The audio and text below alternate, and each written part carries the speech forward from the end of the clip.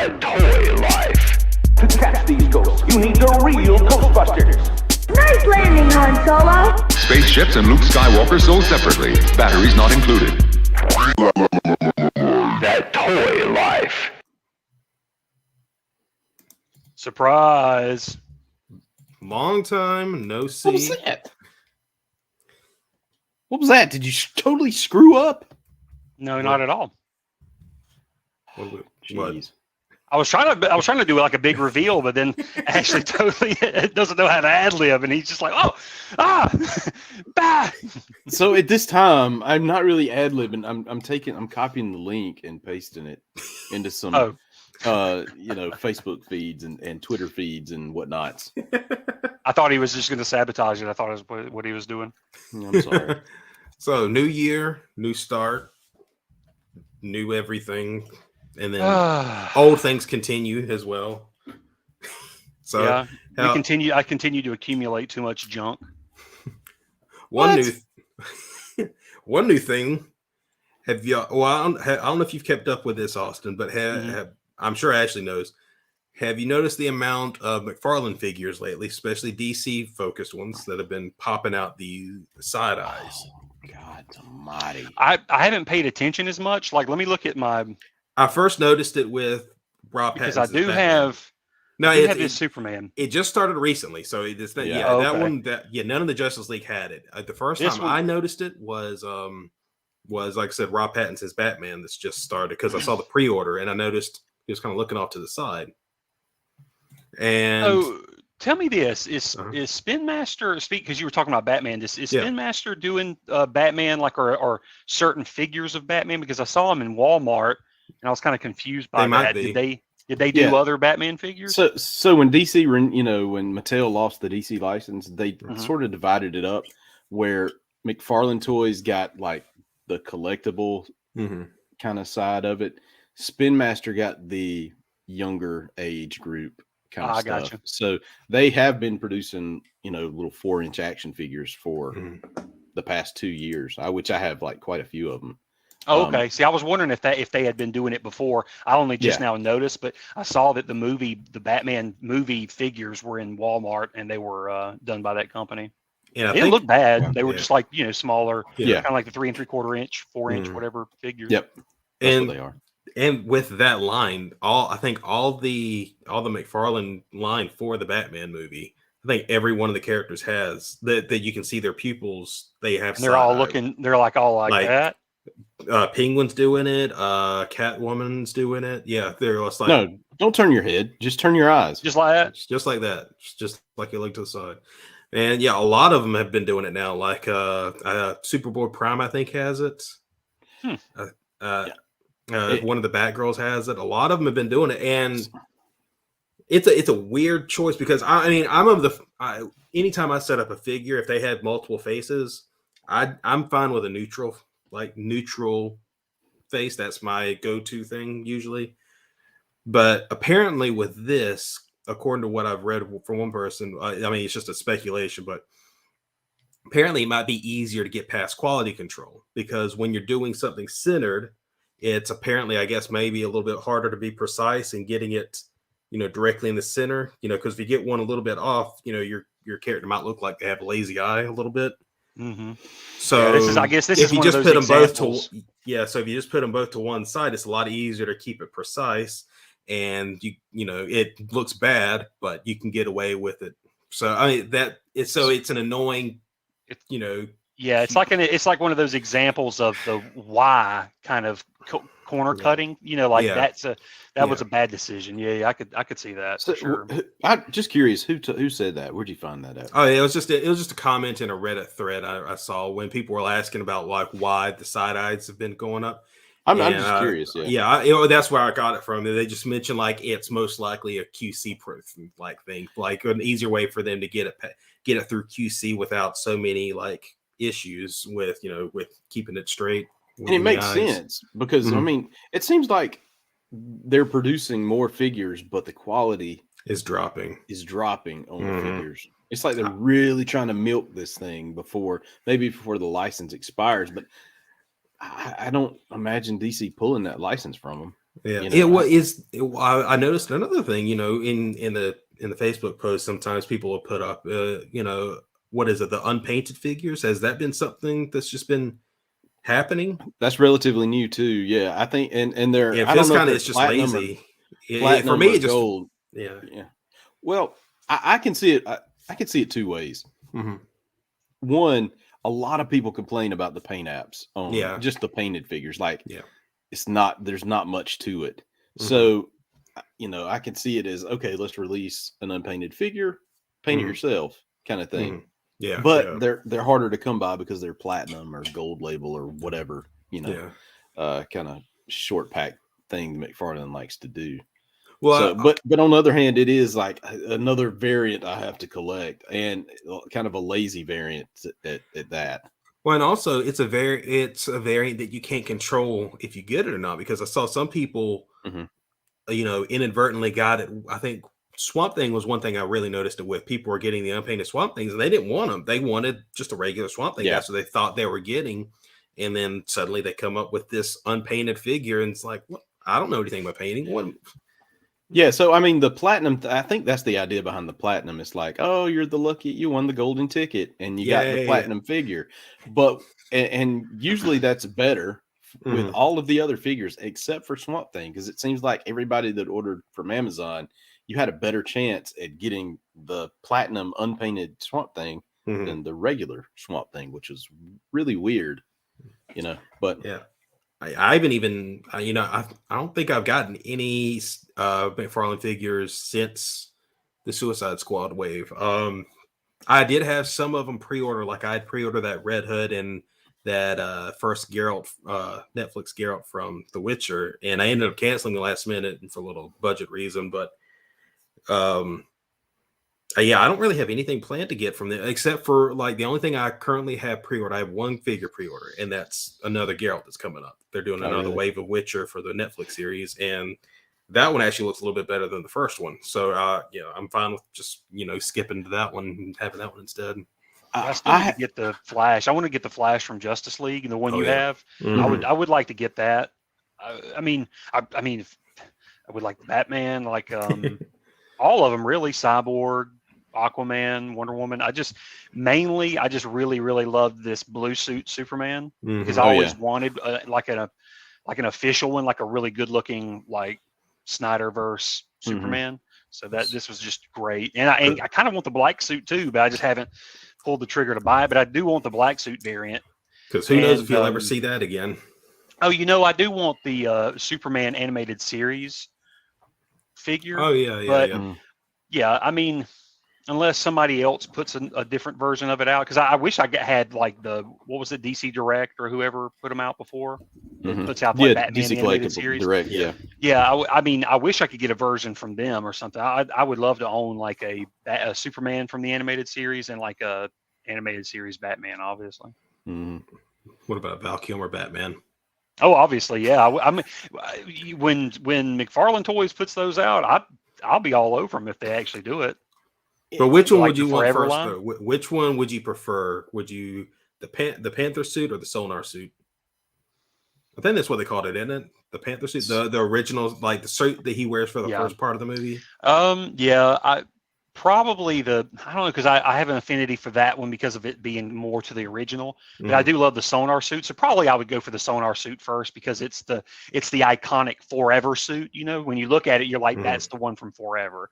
So I would want that, but I really want a Robin figure. That's what I'm really jonesing about, is to get a Robin figure in that in this size and that quality, because I just loved his design, that suit design. It was always, to me, so great, and such a shame that they hardly used it in the movie. I loved his suit. It is good to go back and look at it, because I will give him credit, because it really does, when you look at the details on it. It is, you can tell that it is like Alfred really just repurposed an old bat suit. He just kind of took liberty to create something new from the old stuff. Yeah, which but I love was all the really little cool. details, like you said, when you go back and look at it. Even to me, when I was growing up, if you really look, the eye mask was really cool because a lot of times you don't notice that the actual lines that are in the mask, and then the Mhm. little Robin R that's kind of in there, and you don't really notice it from a little far. But yeah, when you get close enough, it's like, oh crap! I love those little minute details, kind of like with the Superman suit when Brandon Routh first did it. Oh, Remember, yeah. the design was all the shields. It was just mini diamond shields that made encrusted up. ones in the shield. Yeah, also. I just thought that was cool. And then they obviously they kind of copied that format into Star Trek, and they did that for the suits there. Mhm. Yeah, so I love that idea. I thought that was really cool that DC kind of started that. I guess they started that. That's the first I remember hearing of it. I'll tell you though, speaking of that, before we move on, I really do any of you ever think about, like, man, why couldn't we have gotten the Nicolas Cage Superman? Like, just to have that reaction of it being so terrible that it's good, but I just feel like it should have existed. If we live in a universe right now where the Joel Schumacher movies exist, there should have been a Nick Cage Superman movie. Like, just so we can at least talk about it. Yeah, that is such a weird beast of a story, though. Just, I mean, if you just, like, even putting aside all the behind the scenes bonanza that went on, you know, John Peters, and then also Tim Burton, you know, both of them, like, you know, basically like, oh yeah, we'll bring Kevin Smith in. This, you know, he's a go-getter. He's gonna do it. But I'm also gonna put all these caveats on the Superman story. Right. We're going to bring in somebody who knows everything about Superman and writes comics, and we're going to tell them you can't write that much about Superman, and it can't be in comic format. It's got to be this way. Also, you got to think about it this way. When they're telling this, they're probably coked out of their minds. You know, John Peters is probably coked out of his head. Like, he's like, man, hey, Kevin, just bear with me here. Just listen. And think about this. He got handed off from Harvey to this guy. He was just like giant spiders. Just giant spider, robot, Superman, go, Billy Duck. That was one of the greatest, like, geek stories, hearing that come back around, where he incorporated that into Wild Wild West. I'm like, God, oh my God, I can't believe that. But you know, if there was ever a time for that to happen, it would probably be now. Yeah, with the way, or at least like with the way the multiverse stuff is that would be interesting. Down. But would Nicolas Cage put it? You know, would he be able to get back in shape for it? He's close to it. Oh, I think so. You think? I think so, because he's just that crazy. I just feel like he's so crazy that he's capable of anything. He's capable of derailing his career, but I think he's also crazy enough to recreate his career, which is he's done. It's like I just stand back and marvel at how he hasn't imploded. He just keeps going, and he's become this beast. Well, you know, that's part of the charm for me with Nick Cage compared with someone like Bruce Willis, who's kind of in a little bit of the same area, where they're kind of doing a lot of low grade movies compared to their compared to their old stuff. But the thing is, Bruce Willis has got a terrible reputation, and you can tell in the movies now he just doesn't really care. Yeah, like, he really phones in his performances, and apparently, according to stories, most of the time you're seeing him in new movies, he's mainly there just shooting for, I think, maybe over a weekend. So he's doing all his stuff really fast. And I've watched a couple of these movies where he's got this, you know, where it's in that format, and he maybe shows up for 15 minutes total of screen time. And it's probably like that pays the bills, and he probably asks for way too much, because that's what got him kicked out of the Expendables franchise. Ever since then, if you notice, he got knocked out and he never recovered. But I mean, that's because, like you said, he had a bad reputation, but plus the movies he started doing were crap. I mean, they were just crap. Yeah. But if you look at Nick Cage movies, people are talking about his movies, and for the good or bad, they're talking about them. But even if you take Nick Cage out of them, a lot of times just these movies that he's in, they're just really interesting movies. Yeah. Well, what I'll say was, like, you know, whereas in Bruce Willis was phoning, you know, he's kind of gotten to a stage where he just doesn't care and he phones it in. Yeah, I've always seen people say, like, no matter what the movie is, no matter how bad it seems, he's putting his all into it. You know, he puts his everything into his performance. You know, no matter, you know, this could be like a Z grade budget movie, and Yeah. he's giving you he's trying to give you an Oscar performance. He is just thinking Willie's you- Wonderland. Was it Willie's Night in Wonderland or Willie's Wonderland or something? Whatever that. Willie's Wonderland. Yeah, it's Yeah, like Five Nights at that's an Freddy's example. or- yeah. They have little to work Yeah. with, and he just Gives ate him it up. everything he can. Yeah, Gave it everything. But yeah, that he was definitely a character. yeah. I could see him Returning, them to bringing him Superman. into the multiverse in some way. I couldn't see a serious Superman movie out of him unless they dipped a toe with the multiverse kind of stuff. And then if it worked, then I could kind of see it where he just he does some big transformation and almost like a Robert Downey Jr. kind of thing where he just becomes a new kind of actor and character.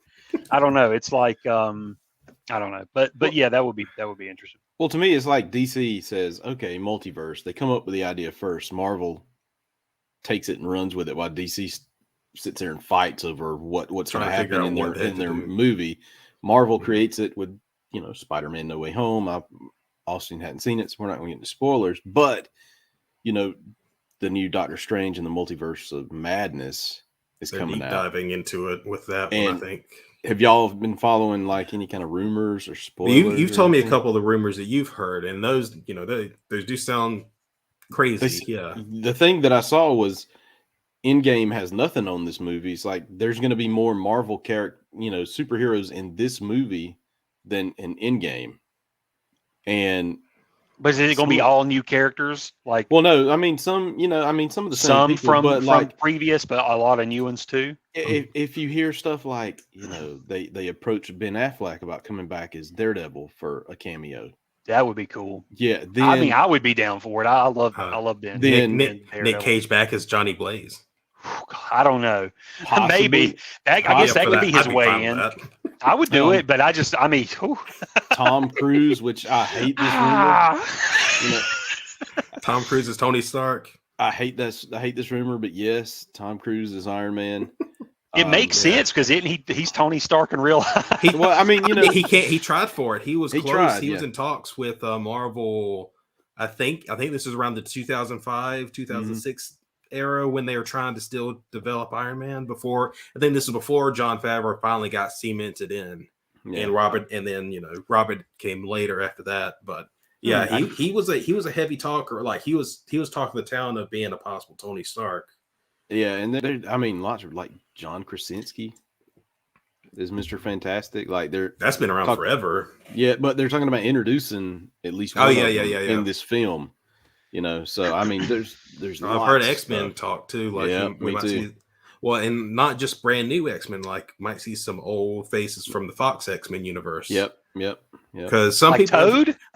Well, I Yes, did see Toad this- is the only one. Yes, I did He's see. the only one. Ray Park. Yep, I going did back. see the rumor that mentioned someone said recently James McAvoy had shaved his head.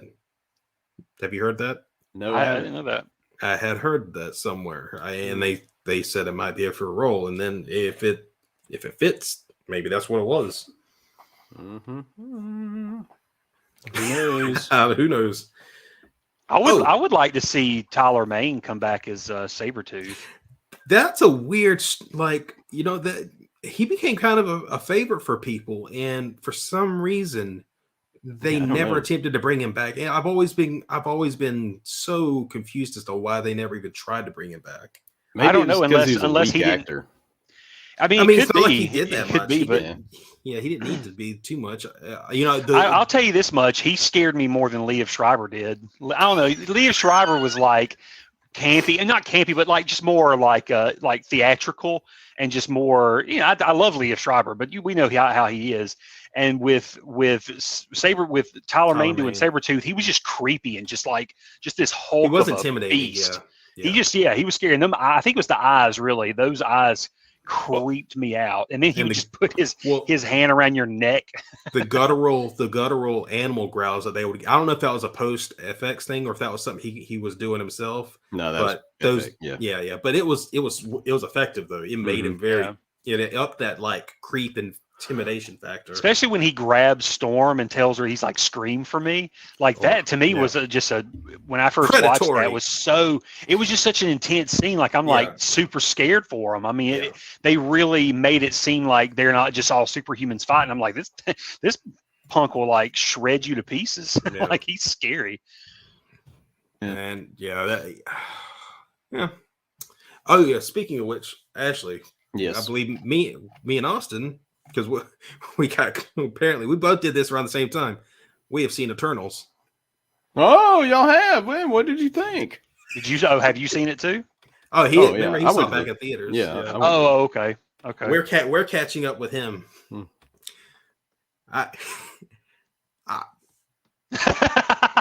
Who wants to go say what first? I'll say what I said to Austin.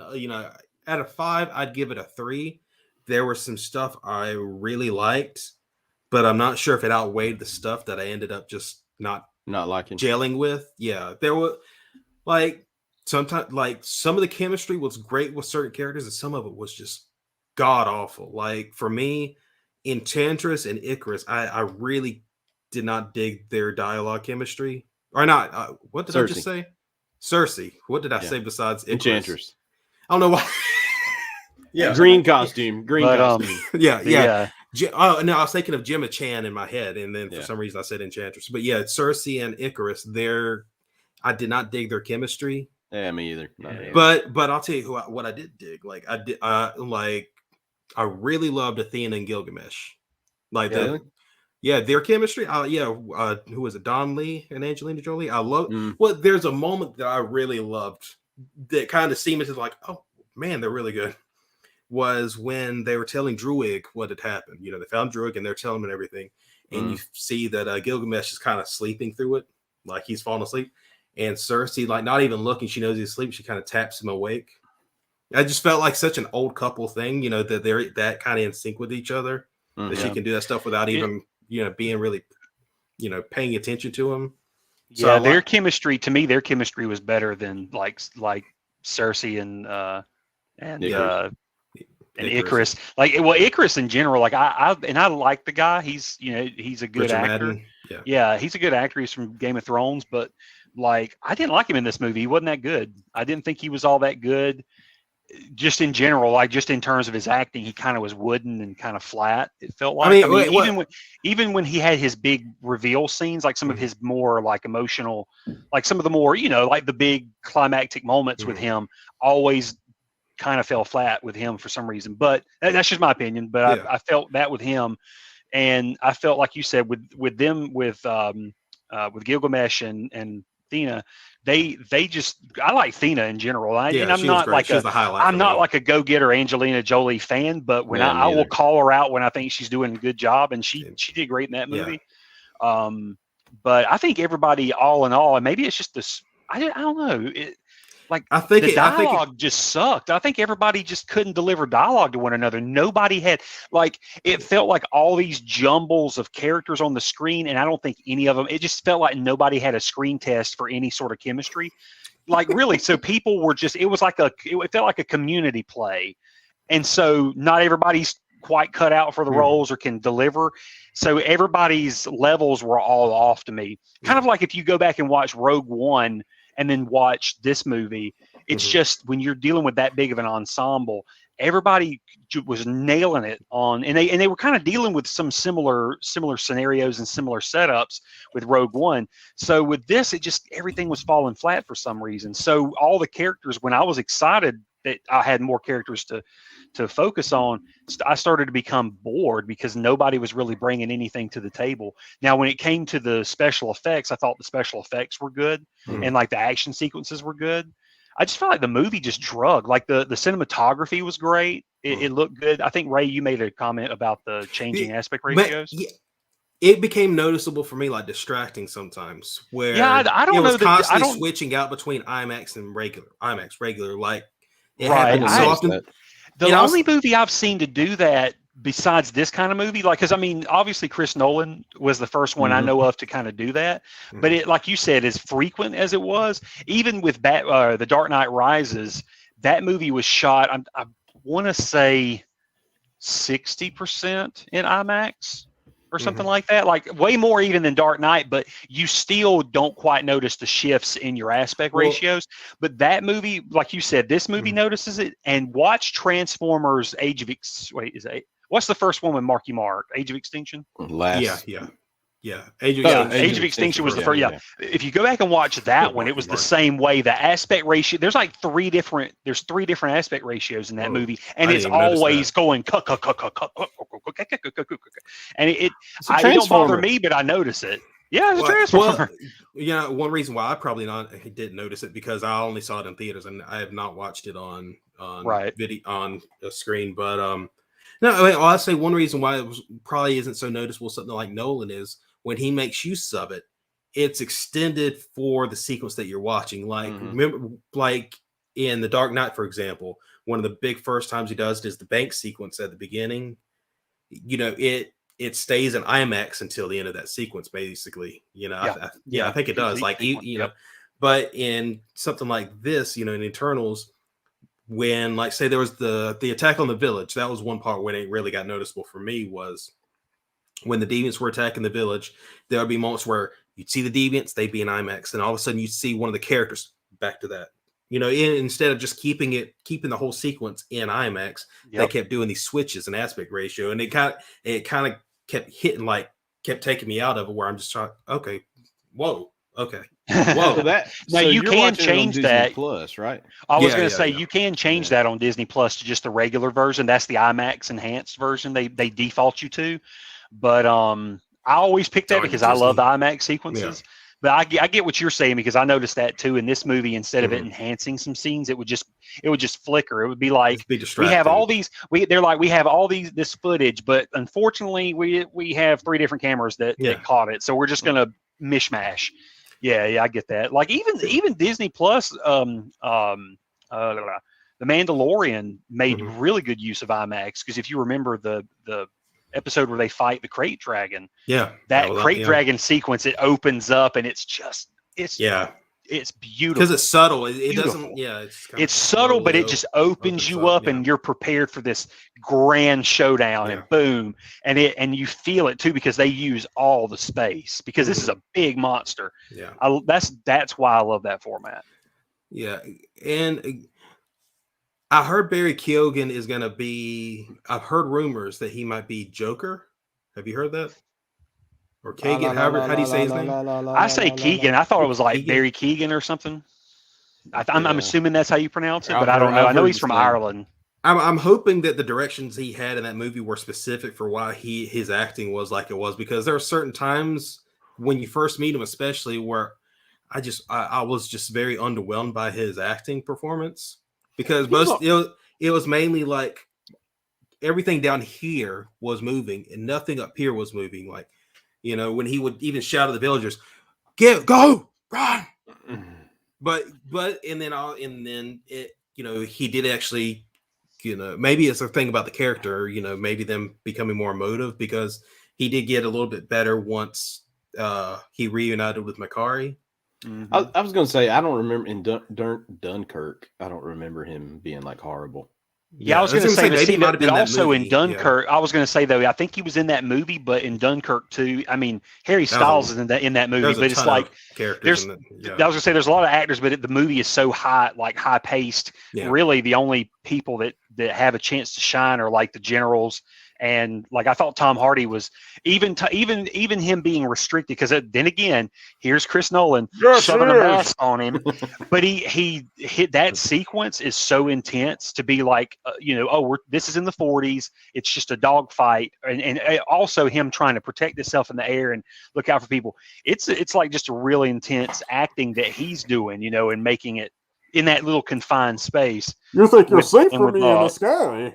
Yeah, it's crazy, but I can see that kid Barry at playing the Joker. I could see him as the Joker, but acting as the Joker, like you said, I'd have to see it. I would have to. He would have to really bring it, and I don't know. Because in Eternals, it was like he was always at this level, that volume, and his accent always slipped. It was like sometimes the Irish would creep out, like the Dublin in him would creep out, that did, and then he would switch between Dublin, Ireland, and Dublin, Georgia. It would just like switch. So I didn't know what he was going for. Yeah, I was like, well, what is he supposed to be? Because everybody else would start to have these distinct accents, and it was just so funny because I'm like, does he have an accent or does he not have one? Because it started to sound like he was country, or kind of like he was from the street, like from New York or something. But then it I don't know, he would always hide it, and then it would start to creep out. And I'm like, yeah, he's from Dublin. This guy's Irish. I think this movie had a lot to build. Kumail even didn't deliver that much to. I didn't even understand why he got so in shape for the movie. He could have just lost some weight and got away with it. He was good now. He was good. Yeah. Oh, no, he was great. I love Kumail. Hands, props to him. But I just felt like he was underutilized in the movie. Like they had him, like he was so lean for the movie. He had like muscle. He had worked out. Everything. And then like I thought he was going to bring the funny, but I think his butler, the guy, the camera guy, was upstaging him the whole movie. Yeah, I'm like, why are you going to bring on the comedic relief and then have a comedic relief to that comedic relief that is overshadowing that comedic relief? Yeah. So it's but maybe they were really trying to push him out of that comfort zone into being like a more serious role and letting that guy take the reins. But I don't know. It didn't. I wanted to see Kumail throw in a little Kumail, and he did from time to time, but it just felt like he was underutilized, and I was really, really looking forward to him in this movie.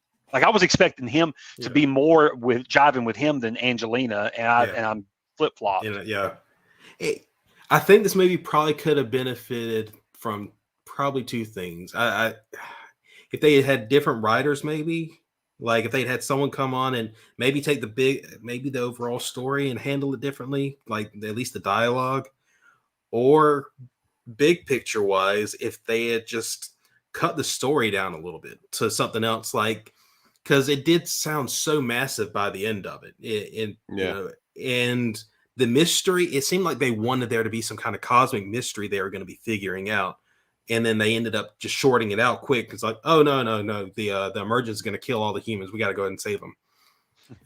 But I think the purpose of this movie was to set up stuff for the future of the Marvel. But that's almost a disservice to the story then, because it is. If that's its only purpose, and that's probably why it didn't connect as well as it probably could have.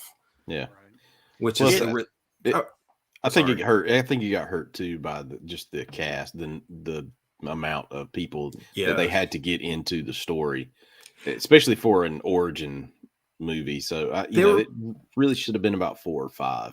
There are people that didn't need, like, there are characters that didn't need to be involved at all because they weren't used at all. Like I was really disappointed in how little Kit Harington ended up getting used, because they were prone is like he's gonna be Dane Whitman, and like, okay, I thought he was gonna be like the POV for the audience to kind of get ingratiated into the Eternals. They even zoomed him into a scene. They Zoom called him into a scene in this movie, and I was like, we are living in the times of COVID.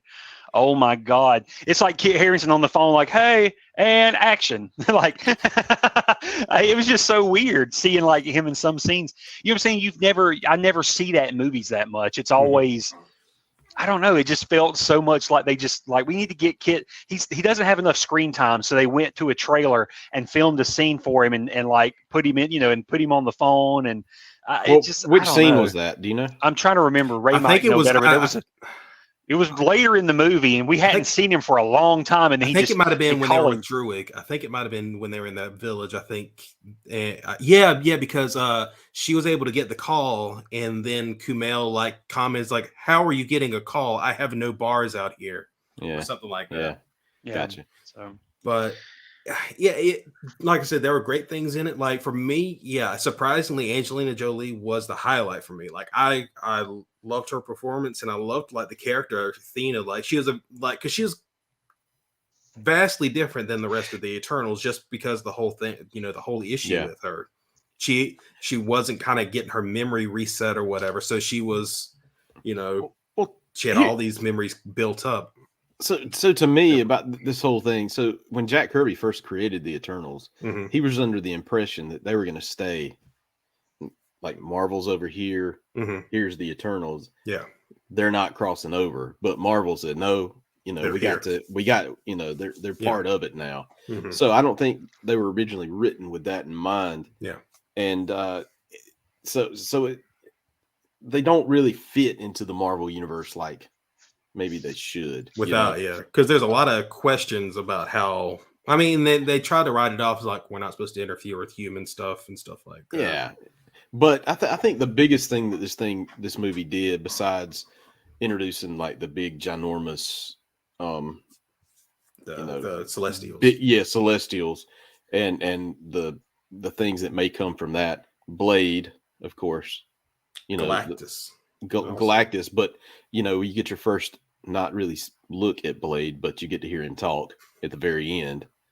And spoilers, it's just Maharaja Ali's voice. Yeah. That's it. And introducing Star Fox, who's an Avenger. That was another thing I think me and Austin kind of talked about was how I really didn't gel with me, that scene. Like, I enjoyed Patton Oswalt's little Pip character. Yeah. But do you know Star Fox? I mean, I know what they called him. But the thing about that scene with me was it felt like Marvel was just screaming, "Look, we got Harry Styles! Look! Look!" And that just like that turned me off from it. It's like, okay, you got Harry Styles. Okay, he's a great. But I'm wondering if maybe we're going to see him in Guardians of the Galaxy 3.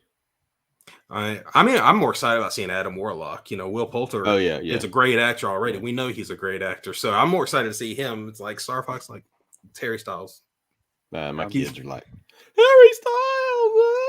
Yeah, he's gonna bring the viewers, but I feel like he's on that level of he'll probably he's going the Heath Ledger, Justin Timberlake kind of route where he can. I guess the guy can act, but I feel like he's still got some time. He's got some bones. He's got to prove himself. He's still got. He's got to make his bones, like I said. Got to make his bones. Yeah. So let's transition to the since we're already at 36 minutes. Yeah. Episode 4 of Boba Fett. Mm-hmm. So what do you think of Boba Fett so far? I think it's pretty good. It feels way more like a lighter extra show. Like, it doesn't feel like it's as heavy as watching The Mandalorian. So in a way, it kind of feels like it's taking its time more to kind of build everything. Plus, it's just filling in all that backstory anyways. Mm-hmm. I've enjoyed it. I've loved seeing Boba connect with the Tusken Raiders. I've enjoyed all of that. That was great stuff. I mean, the bouncing around and things. I feel like every every episode he starts in the back to tank and he gets interrupted. I'm like, I'm getting sick and tired of this. But he finally completes a cycle this last episode. And I'm like, yay! He's healed. It was almost uninterrupted. It was almost like a meta, almost like a meta message to the audience. Like, all right, we're done with the flashbacks. I'm also super excited. It's almost like it's almost like a live action comic series versus like a show where they're trying to where it's just trying to pull in millions of viewers every week. Yeah, you know what I'm saying? So because I think I've heard some people complain that it's a slow show. It's kind of flat. They don't like it as much. Blah blah blah. I'm like, well, because I look at it as a true spin-off. It's a side story to the Mandalorian, but it's just all about Boba and Fennec and just what they're building there and how they entered the story and then where they're going from here. Mm-hmm. But it feels more like a comic series, and you slowly build. Plus, I just love that they brought in Black Chrysanthemum. I was like, yes! I love that when they bring from the expanded universe into the live action. Mm-hmm. To see him finally come in, I could not believe they went that route. Yeah. And also, I don't know if y'all caught it during the little meeting with Boba had with the crime lords or whatever in the area. I for a split second I got excited because I thought they were bringing the Falleen on there, but it looked like some dog-faced aliens. Oh yeah. And I was so disappointed. I was like, God, because that one guy, he was wearing the purple and he had like the big, he's like the big frillies and stuff. And he looked like he was like a Falleen. Who's that? Prince Shizor? Prince Shizor from Shadows of the Empire. Yeah, I want to see a live action version of those. The much more humanoid reptilian. Reptilian aliens, not the Trandoshans, which are much more But speaking of the Trandoshans, how did you like their treatment in the new episode? Like how they used them? Because I felt like they were pretty cool. Well, that's one of the big things I've. Oh, sorry, you go first, Ashley. No, you go ahead. Go ahead. All I was going to say was that's one of the big things I've really liked about Book of Boba Fett is visuals wise, I've really enjoyed their prosthetics, like their makeup, tons better than even the Mandalorian. Like they've upgraded. Like the Twi'leks look phenomenal. Yeah, I think it's the best they've ever looked, and even with the other aliens, like most of these aliens you're seeing, we're seeing like legacy aliens from the original trilogy being brought back and used. Like we're seeing a lot of Trandoshans, which is really cool to see. They're really well done. And what was the guy's name? I think we saw some of the what was that alien? Ponda Baba. What's his type of race? I can't remember I can't remember the race. But I know what you're talking about. His race, Yep. We saw his kind again. We saw Rodian again, which was voiced by Sam Witwer.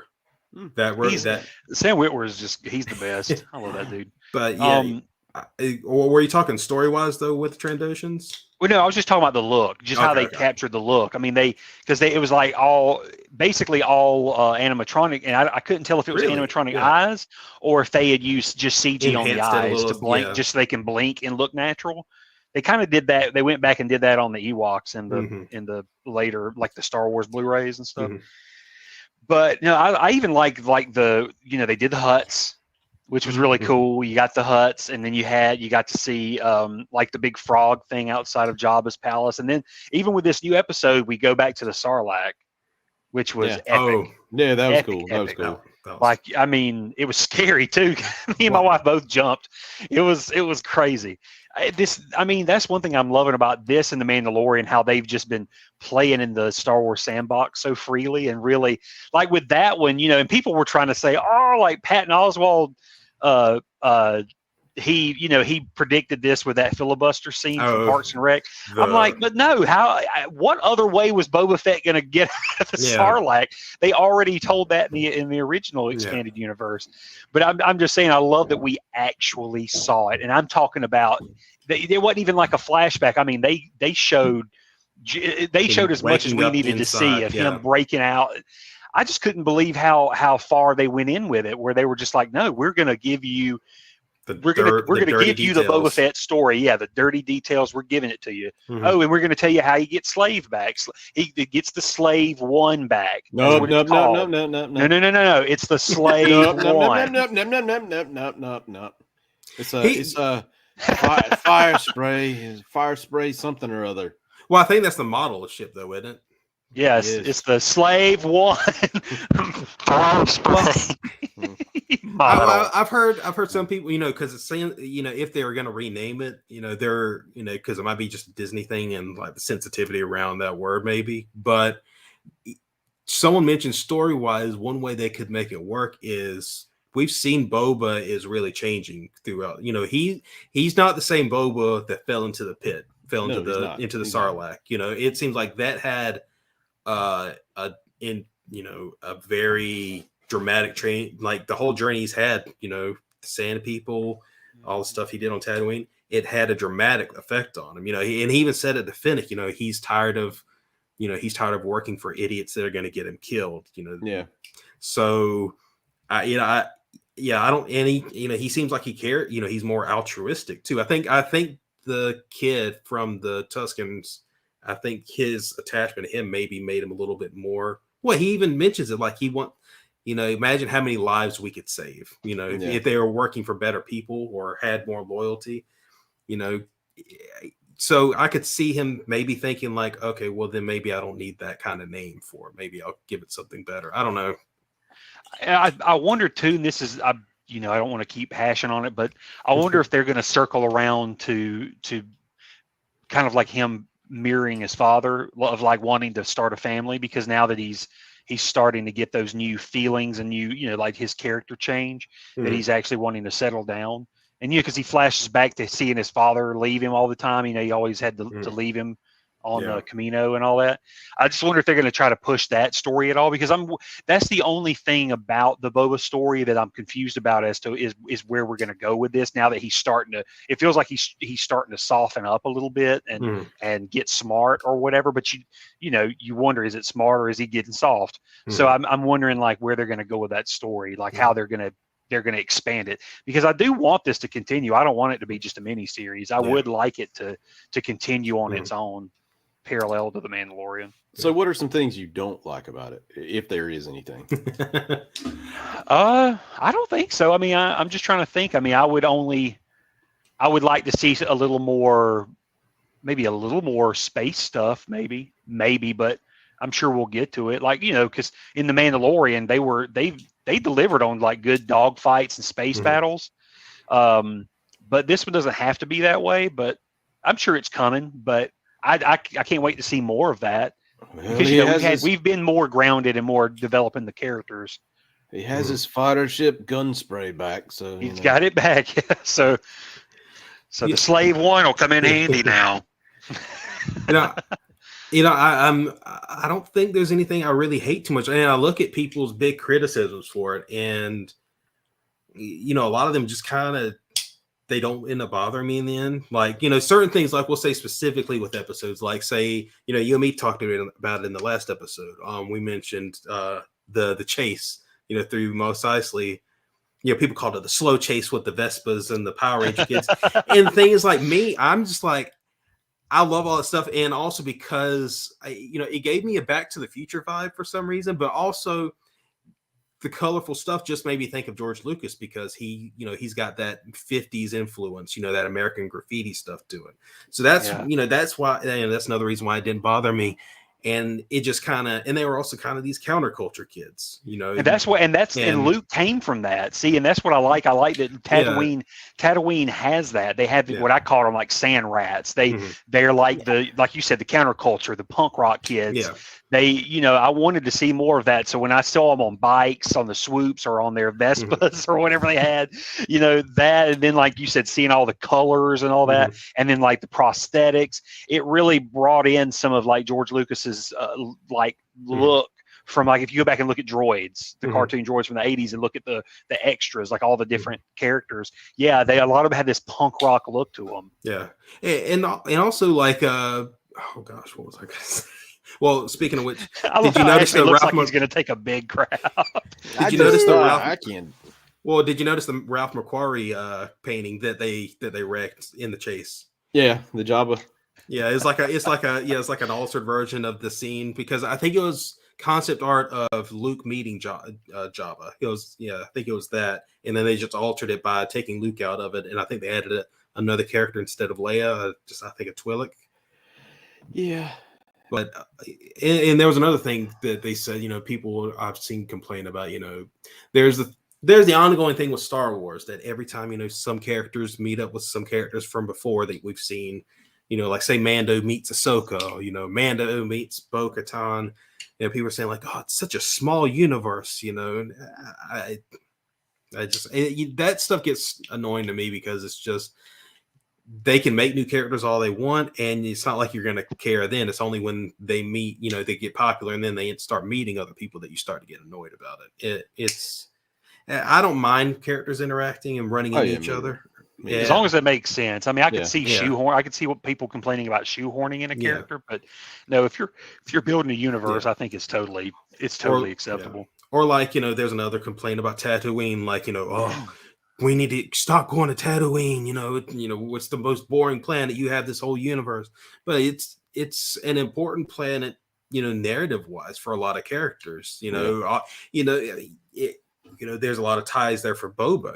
I mean, that was that's where his great fall was, and then also that was where his rebirth was. So of course, most of the story is going to take place on Tatooine, and also if you kind of pay attention to the narrative, it looks like there's vengeance to be had from him on Tatooine, because if you're really looking at what he's kind of after in this, I think in my mind, I think his present day story is building toward, what he's mentioned it. He's after the Pikes. I think that's his ultimate goal right now, is to take them out.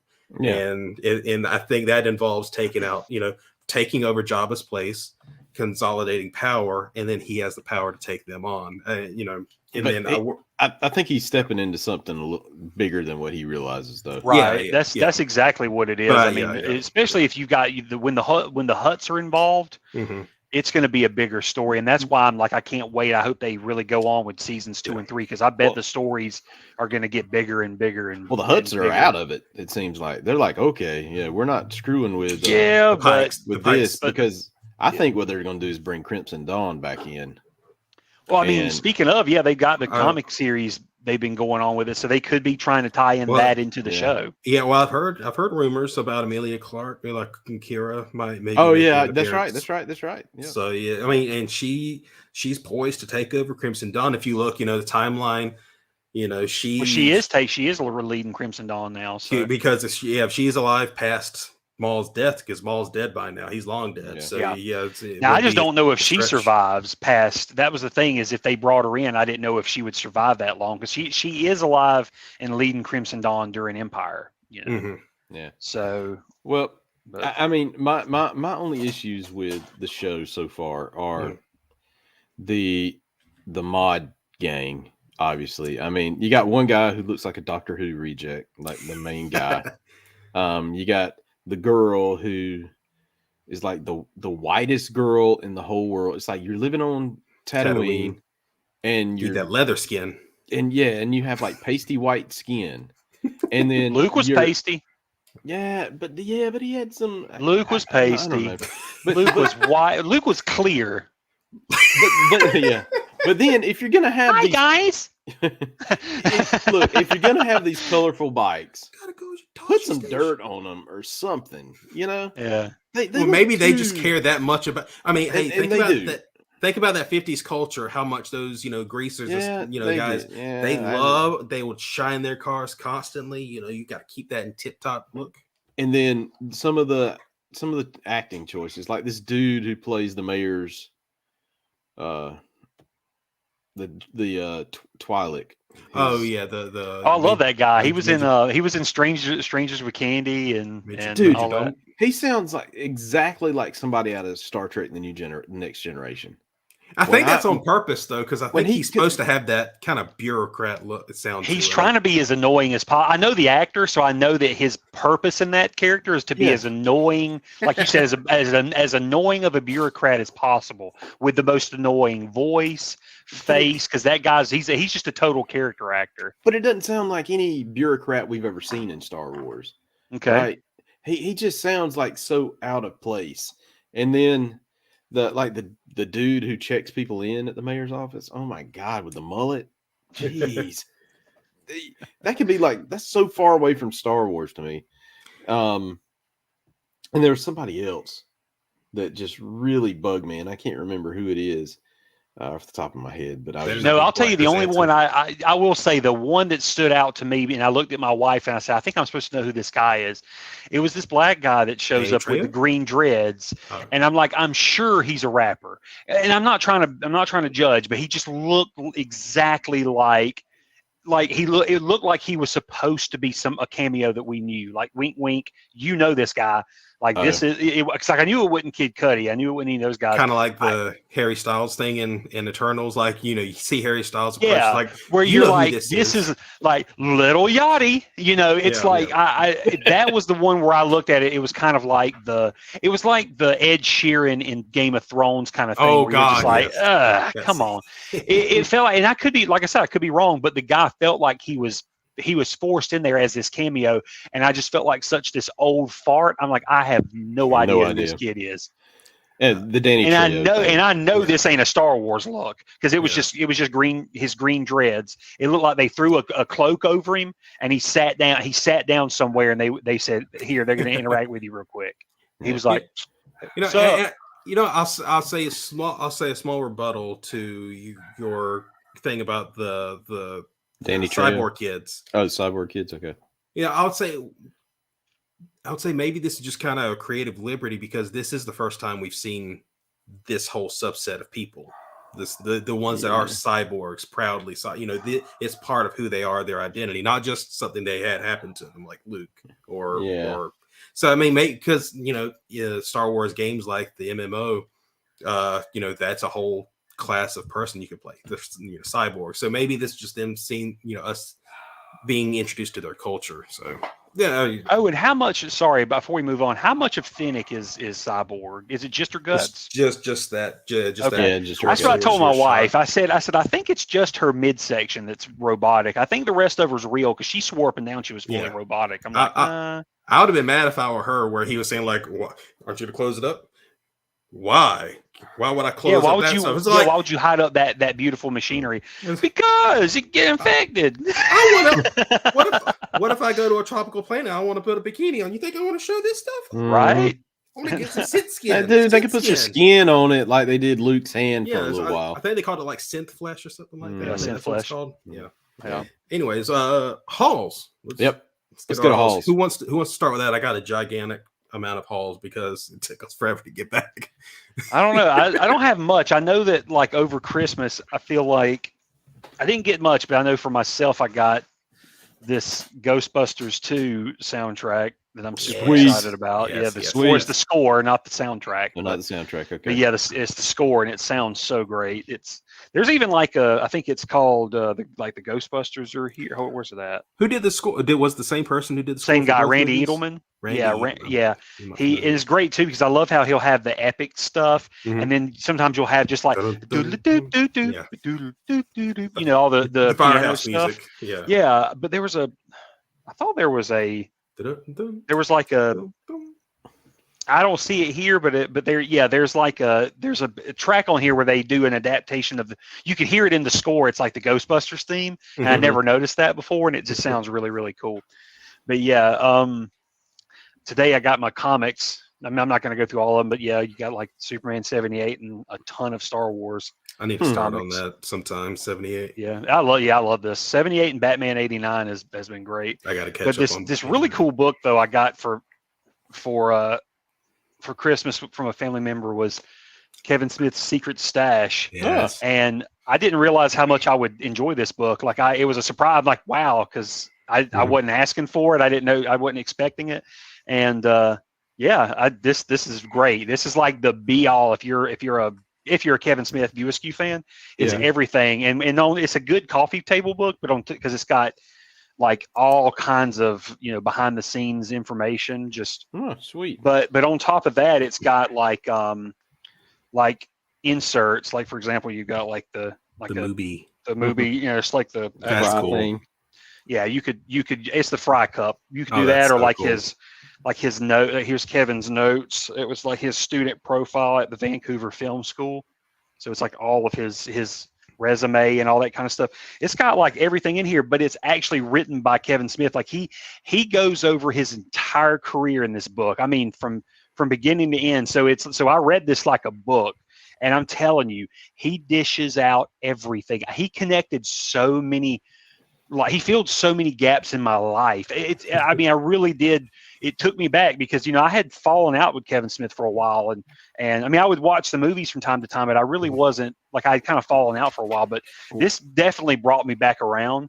But it's just, wow. Like the stories and the stuff that I didn't know was going on behind the scenes is insane. And I mean, he tells everything. I mean, he even tells about his relationship with Ben Affleck and what really happened, what happened to him. Yeah. And even Ben Affleck contributes because people put like these little like blurbs, and they're like everybody's is just one little. I'm trying to find one as an example, but they're all just like fits on one page. Little thing about, and it's like what they think about Kevin Smith or who is Kevin Smith to you. And they're all, just kind of, love letters to him from whoever. I don't know why I can't find one. Usually I can turn to one immediately, but anyway, they're all one pagers until you get to this chapter or this page. They added one. It looks almost like added after the fact. Because everyone else's is printed on the pages. Ben Affleck has a mini booklet in the book that he wrote, and it's just a tribute to Kevin Smith, and it talks about how like he pushed Kevin away, and now they're back friends again because of like the heart attack and everything. And Mhm. he was like, I almost lost him, and like, what would I have done if I hadn't gotten to say, hadn't gotten to say goodbye to my friend, and he died of a heart Reconcile. attack. Yeah. So it was kind of like they made amends and all that kind of stuff. So it's just a really good, if you're a fan, you'll definitely come around. And I also got this Cheer It Black Series figure. Sweet. covering See, his the thing, face I up. thought you had already had him. I forgot. Yeah. I didn't realize you didn't have him. Yeah, I've got the what's it called, the Elite Series figures. Oh, the yeah, diecast the Disney. Disney. Yeah. And what's funny is the diecast Disney figure of him didn't even come with the stick. Huh. Well, that's 'cause Yeah, it's they never metal. had his stick, and they give you his bow, like the big old bow thing, yeah, the crossbow, but they forgot his stick. He'll And poke that's your like eye his out. most important thing. So I'm glad that the Black Series put his stick in there. But I thought I'd give him a cool martial arts pose on my shelf. He's got the cool. Wow. You almost shot me. Yeah. Are you kidding me? I'm blind. So is that your haul? That's my haul. Well, since Who's you got the next? biggest, I'll go next because it's not Okay. that big. So I got this Iron Man. You know what I'm doing? I'm doing backwards. Let's change up the camera. Boom, here you go. So you can read it. The Iron Stealth Man. Iron Man Oh, figure. Yep. Hold on. I got the Hood Marvel Legends figure. Yeah, I've seen that. Yeah, I like that. Yep. Then I've been needing this to complete the set, but I got Dagger from Cloak and Dagger because I have Cloak, and then now I need Dagger. Right. nice. Then I was out shopping the other day, and I found this guy, Clawful from Masters of the Universe. I used to have him as a kid, so I was like, I got to buy him. Just because I love this guy as a kid. That's awesome. Yep. And then I got a couple of Super 7 Ultimates in the mail. Oh Sly man, from Thundercats. that was great. He's ginormous too. Is he hefty? Wow. Yes, he is. He's very hefty. He's a beast. Nice. He looks like a beast. Yeah, 7-inch scale figure. And then I got Captain Cracker, which is an original name. Super 7 Captain Cracker. So now I've got 2 more out of this wave I need to get. One of them's coming Friday, but the other I'm gonna have trouble finding, I kind of think. And then that's my haul. All right. I guess I'll try to go kind of chronologically of what I've gotten here Mhm. because the first one I got right after we last recorded all together, but I've got Captain America from Infinity War. Oh, sweet. It's from that Infinity Saga collection. Okay. Speaking of that Infinity Saga collection, I just wanted to bring up. I did see this in a store recently. It was like the 2-pack Infinity Saga. I don't know if you can see it. Yeah. but Oh, yeah, Lois that's- Diane that's and awesome. the Ironmonger. that Yes. thing was huge, man. I Yeah. wanted it so bad. I don't know Yeah. why. When I saw it, I'm like, number one, I love Jeff Bridges. Mhm. And him playing Obadiah was cool. And then they had the Ironmonger. I was like, oh, I wanted it. Anyway, go ahead. I was saying, like, this was probably, I think, out of all the movies, I loved this design for a suit. And Hey, it's cool, yeah. Yeah.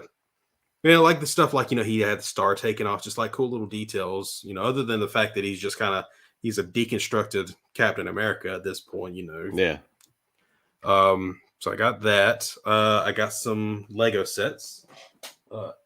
This one my wife gave me for Christmas. It is the Mandalorian fighter ship. Mm-hmm.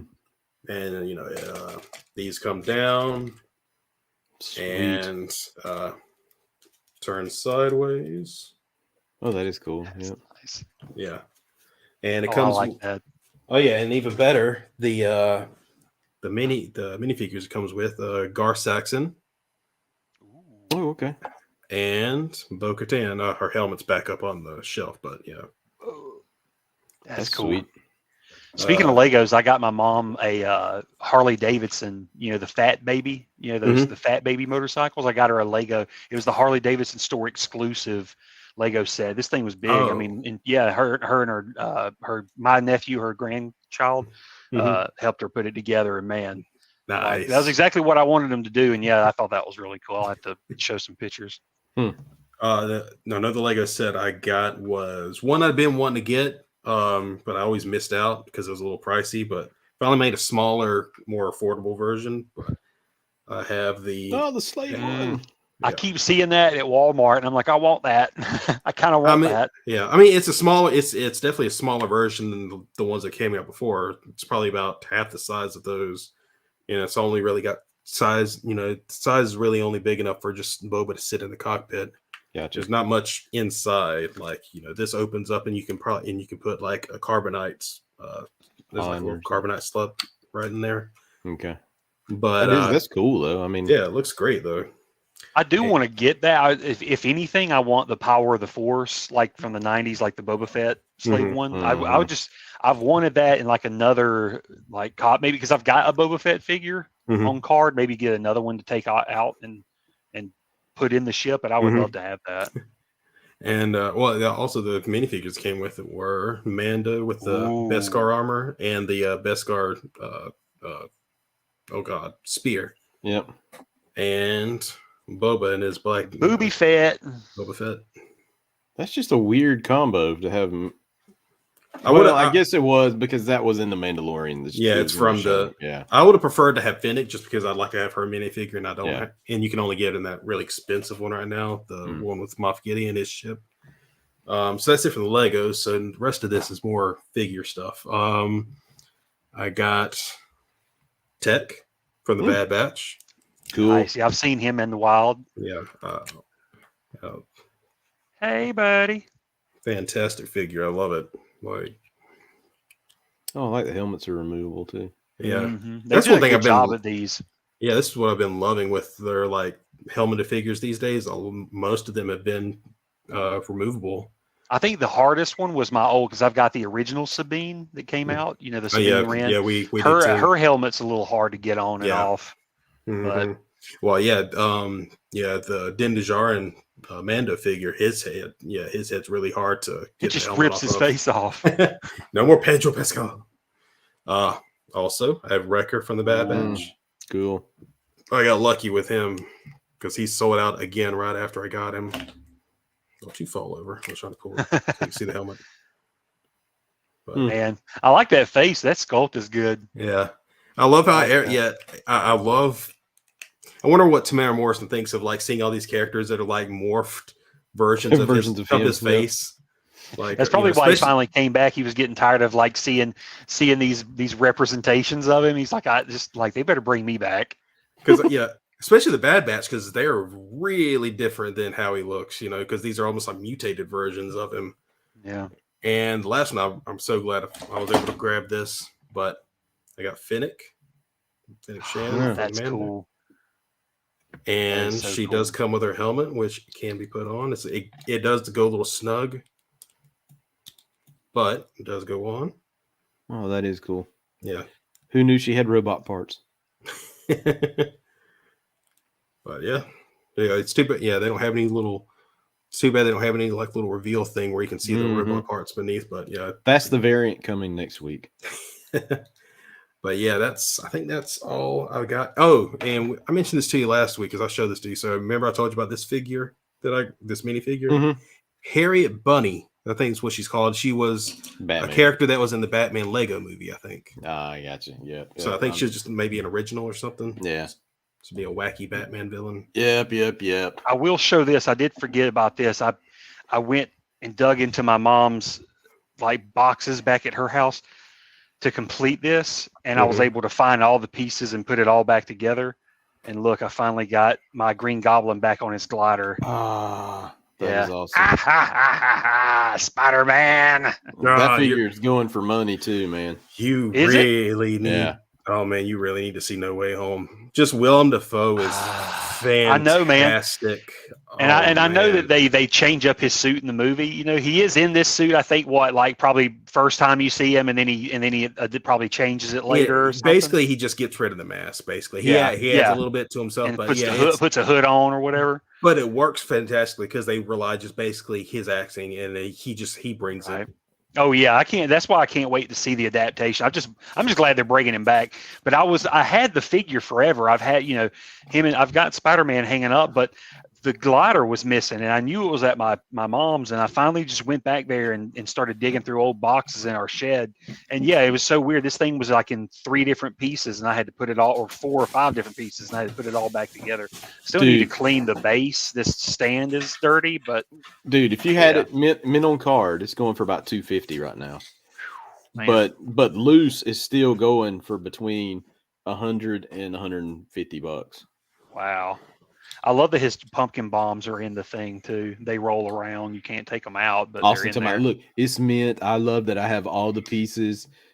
I've got it all. I'm holding money. He's green from money. Hey, look, speaking of you have the Green Goblin, I have the new Goblin. Yeah, dude, that is so good. For big money. No. That's super good. No, I love the new Goblin. I wanted him too. That's so great. Yeah, I went and grabbed. Yeah, I found some old Spider-Man 3 figures that I had. Like, sweet. Nice. I have the black suit somewhere, but I couldn't find them while I was there. Oh, you would like this, Ashley. I found this. Oh, sweet. It's Is that Marvel Select? No, that's the kind that came with the comic back in the card. Spider-Man Classics. Daredevil. But yeah, some Daredevil. Yeah. So I got big into Daredevil after the movie had come out.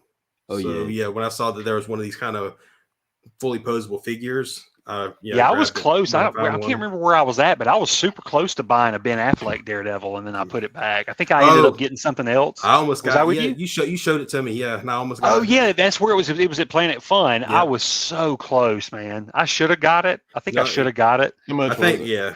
I think or maybe there was something wrong with it. Maybe that was one reason why. There was a scratch. I think maybe the nose was scratched or something. I know there was a scratch. Yeah, there was a scratch on the face, but he was like $8, I think, or something like that, wasn't he? He was 8. He is cheap. I don't know. I was trying to be good, I think, at the time, and not spend money if I didn't need it. But yeah, I do want a Ben Affleck Daredevil figure. But I think I remember when you got that figure, Ray, because I remember it like sitting on your bed. Yeah, in your house. Yeah, and with that thing, I just thought it was so cool. Yeah, I'm gonna try to hang these up now because they have like little notches in the back. Yep. Well, it was like my Spider-Man when if you back here, you can kind of see the shadow of him hanging off right there. He's hanging off this shelf up here with a gargoyle head, and you screw it into a base of a shelf. You screw it in, and then you can hang him off of it. It's so great. It's such a great display piece. And I think when my aunt bought those for me, I bet you they were $10 a piece. Yeah. And you got. If that, I mean, they were cheap back then, dude. Like, the deluxe figures were like $9.96. That was like your price point. Yeah. Now they're $19.96, if not more. But anyways, I think, yes, the black suit. Yep. Found him too. Sweet. Well, I guess before we start falling down memory lane, we're gonna fall down memory lane. We better wrap it up this week. But all right, guys. It feels good to be back. I'm glad we're in 2022 and going strong. Let's do better 2022. Let's do better than 2021. Yeah, let's do better. You took all right, guys. Now I'm going to take no more. Until next time. Later days. That toy life. To catch these ghosts, you need the real Ghostbusters. Nice landing, Han Solo! Spaceships and Luke Skywalker sold separately. Batteries not included. That toy life.